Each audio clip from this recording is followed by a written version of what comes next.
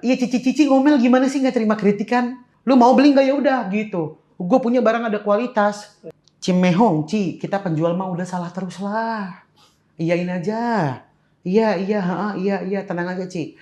1 di 270 juta penduduk Indonesia masih ada yang mau beli. Tuhan kasih jalan pasti. Jor, lu tahu Cimehong nggak sih? Tahu dong. Apa yang lo tahu tentang dia? Kaleng Wisman yang terakhir. Sama. Gue tuh ngikutin tahu setiap hari. Ya ini tanggal 7 Februari ya, gumpreang gitu. Dia jual apa, gue beli sih. Lu pernah beli makanan dia? Beli. Gue Apa yang pernah lu ikut cateringnya. Gue pernah beli bikambon, gue pernah beli kue lapisnya. Itu doang. Jujur, enak nggak? Enak. Worth it nggak sama harga yang dia tawarkan? Worth it. Berapa waktu itu lo beli apa aja dan berapa? Gue beli bika Ambon. Tapi rasanya menurut lo masuk? Enak. Bika Ambonnya beneran gak manis gitu loh. Bika Iya. Ambonnya tuh gak...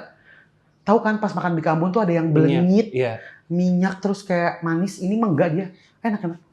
Tapi kata orang banyak bilang itu sebenarnya makanan Cimehong tuh untuk orang tua sih. Makanya dia kurang gula. Maksudnya tidak terlalu manis gitu. Bisa jadi. Karena kan dia semuanya pakai bahan-bahan alami kan. Iya. Gitu. Apa sih yang bikin Cimehong menarik di mata orang-orang menurut lo? Karena personanya dia ya, dia kan makin dibully dia makin jadi kan. Dan gue melihat itu kayak dia seru sih, lucu. Cimehong, apalagi dengan Cimehong Core. Lu pernah nonton nggak? Banyak kompilasinya tuh. Iya, yang sebelum dibully orang dia udah ngebully dirinya dia. Aduh lucu banget, lucu lagi. Gue sebelum tidur kadang suka nontonin yang core-core Cimehong gitu.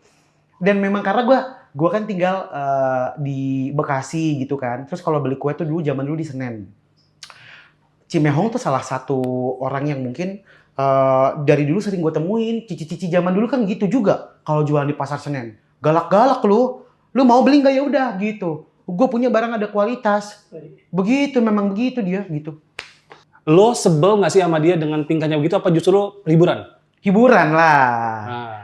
Justru orang-orang itu secara tidak langsung suka sama personanya, di mana itu bisa menjadi daya tarik nih marketing poin berapa nih? 2.0, 3.0, 4.0 apa gimana? Kadang orang tuh beli, akhirnya yang dibeli value karena marahnya dia, karena cara promosinya dia, ditambah dengan quality produk yang memang dirasa sepadan lah. Nggak ada loh, gue nggak mungkin ada orang jualan harga ambiar gitu, harga jual rugi nggak mungkin.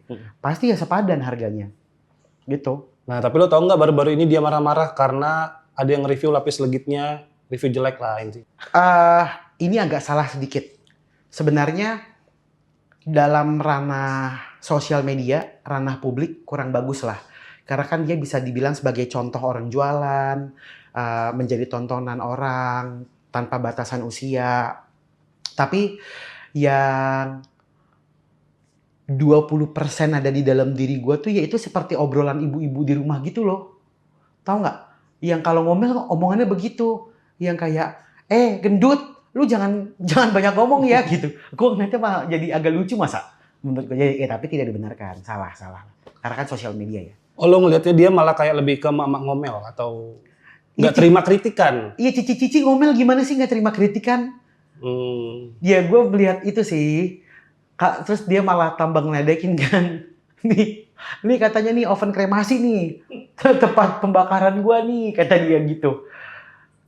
Tapi menurut lo yang ngasih review negatif tuh punya hak buat ngebahas produk kayak gitu atau emang aji mumpung untuk awareness dia juga? Ya pasti dong, ada awareness dong. Kalau nggak ngapain dia bikin konten? Setiap orang yang menggunakan sosial medianya sebagai bahan kritikan, ya mereka juga salah satu viewers climber, anjay. Oh. Ya mereka juga cari FYP-nya dong. Kalau nggak ngapain mereka tayangin secara sadar? Iya nggak? Iya. Itu tuh yang lo pernah nggak ngalamin produk lo di review jelek terus lo nya marah? Kayaknya hampir nggak pernah sih kalau marah. Sama sekali? Sama sekali. Kayaknya sih hampir nggak pernah ya. Kalau kecuali yang kayaknya gue nggak pernah sih. Gue iyain aja. Aduh, Cimehong, Ci, kita penjual mah udah salah terus lah. Iyain aja. Iya, tenang aja, Ci. Satu di 270 juta penduduk Indonesia masih ada yang mau beli, Tuhan kasih jalan pasti. Udah gitu aja menurut gue. Kalau misalnya lo jadi Cimehong, apakah eh, pasti lo pernah kan misalnya di review di makanan lo ada serangga segala macem. Lo tuh mencari tahu dulu apa langsung kalau nggak terbukti maksud gue. Misalnya. Oh iya dong pasti. Cari tahu dulu. Karena orang tuh membuat review jelek itu ada macam-macam. Yang pertama memang cari konten, cari viewer. Yang kedua ada yang mau penipuan. Ingat kita berapa kali juga mau penipuan sampai bawa lawyer, bilangnya undang-undang perlindungan konsumen dan lain sebagainya. Ada juga yang ujung-ujungnya minta uang damai. Ada. Yang ketiga juga bisa jadi memang karena dia itu sincere, dia itu jujur. Dia mau kasih tahu, biasanya tuh dia ngelakuinnya diam-diam. Yang diganti aja sebenarnya orang kalau udah kayak gitu nggak mau, udah kecewa. Enggak, gue udah kecewa, gue udah ikhlas nih. Bodo amat. Yang penting makanan lo menurutku jelek. Ada juga yang kayak gitu. Ya nggak? Setelah kita cari tahu ya baru temuin pasti orangnya. Kalau Code Blue pernah dengar juga? Tahu dong, gue follow malah.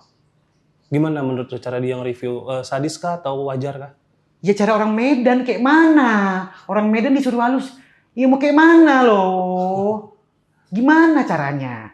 Emang personanya dia kayak gitu kan? Kalau orang bilang dia kasar, kayak mana cara ya bisa tiba-tiba dia ngomong gimana gitu kan nggak mungkin juga.